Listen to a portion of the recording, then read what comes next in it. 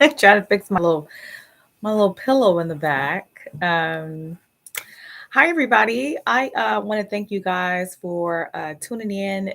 This is really just a very simple and good message that I want to share with you guys. If this is your first time ever watching me or any of my lives or any of my content, my name is Cami Knight, and I am a healing coach. I help men and women heal from their subconscious blocks, their subconscious fears, so that they can just become more self-aware and in alignment with the God's voice and God's truth for their lives.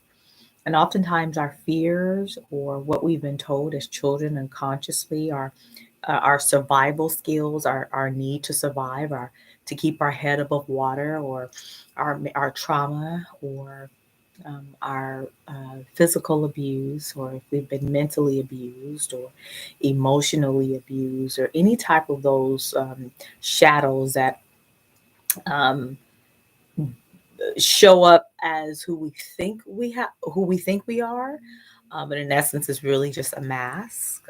Some would call it an ego mask, or things that we wear, the garments that we wear, the shell that we wear, the fear, the pain, the layers that we wear, that we pack on because of the issues of life. You know, the Bible talks about out of to guard your heart, because out of the heart flows the issues of life and of this world. Um, and so I want to share just a simple message with you on today. I went on this journey 7 years ago. And if you want to know the depth of the story, I have a whole catalog on my podcast that you can binge listen to. I'm on all the podcast platforms. So I'm not going to go into deep detail on my journey because there's plenty of enough history and explanation in that story that I've done over and over again. But when I look back at 7 years ago, one of the main things that really has hit me on today, um, when I, lost 70 pounds. I used to struggle with my weight ever since I can remember. It just never really felt enough. Never, something was never quite enough. And I found myself always trying to sort of keep my head above water and to finally say, well, am I enough now? And so that was like beating a dead horse. And I'm so glad that life kept, or that my lessons kept circling itself to show me that who I am and who I've always been has been enough. Um, I re- Even in the back of my mind, before I even took this journey, I remember thinking, well, if I become a certain size, then I'll be enough. I remember thinking that. Isn't that interesting? The stories that we tell ourselves, and the stories that I've told myself. Well, if I do this more, then I will be enough, or then I'll be accepted. Oh my gosh, I'm so glad to be aware that that is not true. It's a lie. I want to just kind of help you see what you are saying back to yourself. If maybe you made a mistake, or what you may have been told as a child, of making you feel as though you were less than because you didn't do something right or do something correct, and you may have been scolded or told that you weren't enough, or you didn't do something enough, in a sense of, not from a standpoint of correction. In there is a necessity for correction, there is a necessity for criticism, there is a necessity for, when for those, is there's time for that. I'm talking about the constant beating oneself up, the self-sabotaging, where might have that been deep seated inside of you, where you felt that whatever you did, however much you felt you need to accomplish or what you accomplished, you always felt unsettled and you always felt like you were not enough. Once again, this is not talking about accomplishing a goal or knowing that or not giving it your best, right? I'm not talking about that. I'm talking from the standpoint of you're never feeling settled and you always feeling like you're not enough. Or you feeling, well, if I accomplish this, then I'll be enough. That was my story. That was me. And that was tiring. And I'm so, so glad that God did not give me the things that I desired when I was in that mind frame, because I would have somewhere I would have thought and believed, okay, well, I would have viewed, okay, I this would now I'm enough. Oh my gosh, how badgering, how harmful that is to say to yourself, to speak that to your heart, to even say those type of things, to say that you've achieved or attain a prize that says you are enough. And that is not what makes us enough, because you already are. You're enough. Who you are, who you are.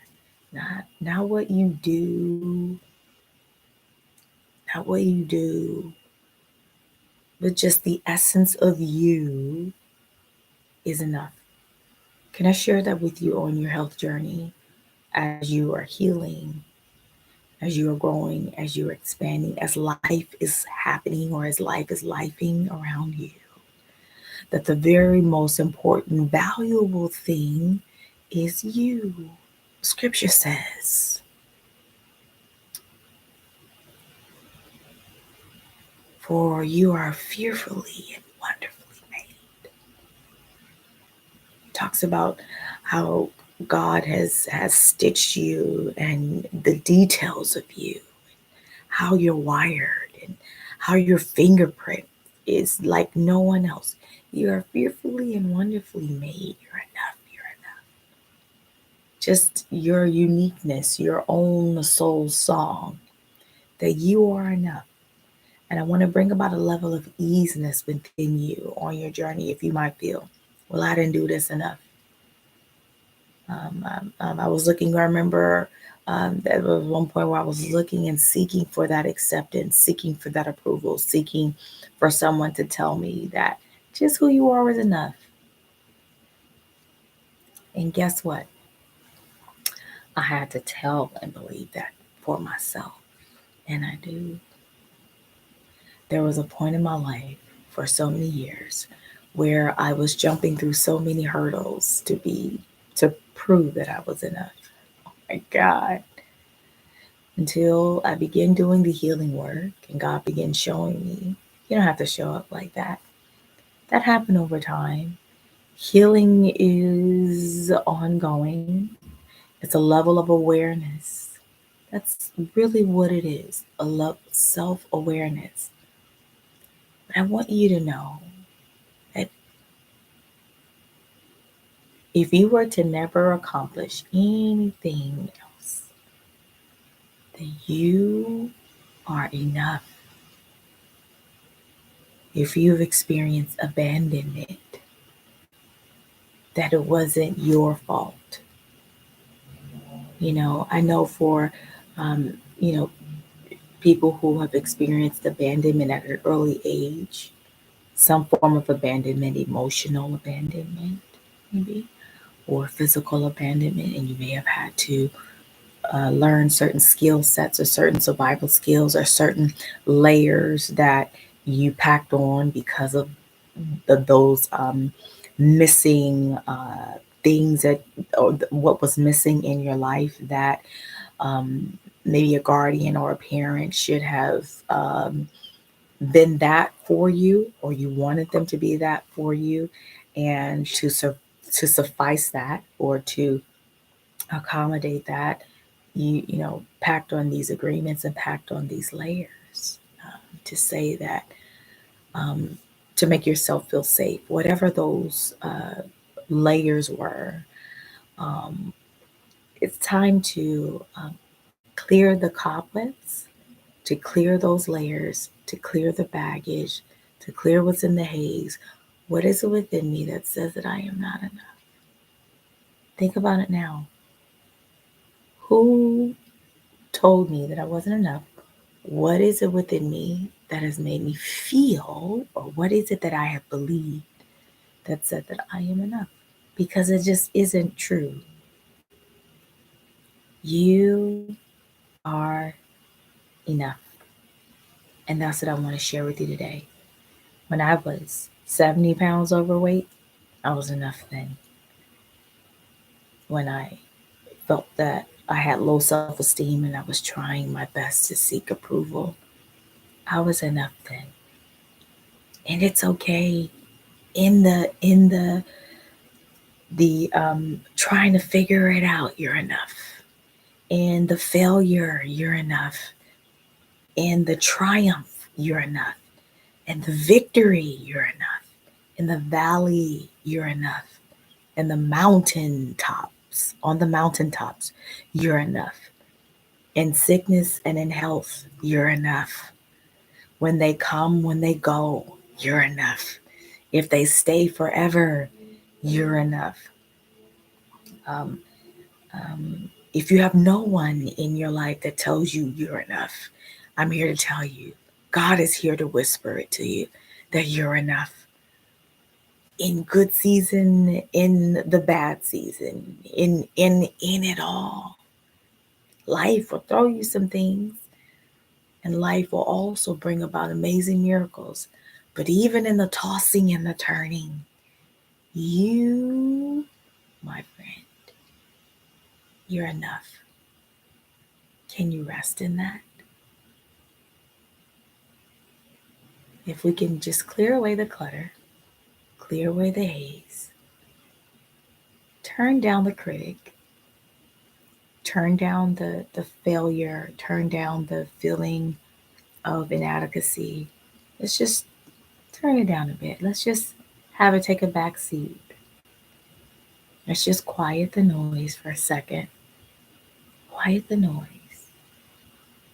And knowing that all of that trash, all of that garbage, all of that stuff kind of that fills our minds, our hearts, and our souls, we could just sit still and recognize that as the very cloud that is in the way of the truth.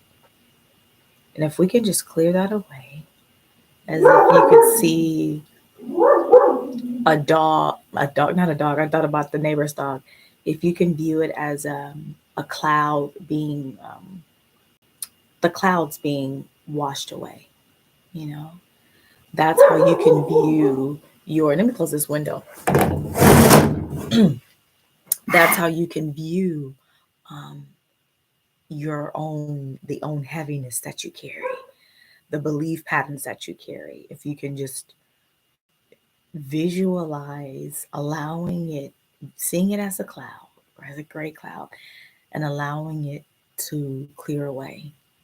And as you allow that to clear away, what is always there? That clear sky. What is always there? That sun.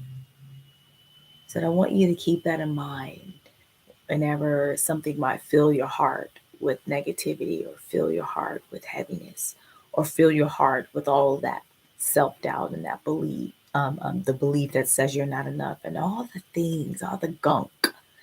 If you can view it as a gray cloud, you know, you saying, okay, I'm listening, I hear you, but I'm going to turn you down. I'm going to allow that to wash away, and I'm going to believe and allow the truth to come in, because it's always been there, and know that you are enough. All right. Um, that's all for now. I'm going to leave my information at the bottom if you guys want any more helpful tools on your healing journey. I will leave that at the description at the bottom. I also have a free 31-day gratitude journal. Gratitude always has the ability to allow your mind to focus on more to be grateful for, right? Um, the late Wayne Dyer says, the more that basically, I forgot, I can't think of a word for word, but when you look at something, when you focus on it, you see more of it. And so that's the whole purpose of the gratitude diary. But I'll go ahead and leave my information at the bottom. That's all I have. Bye.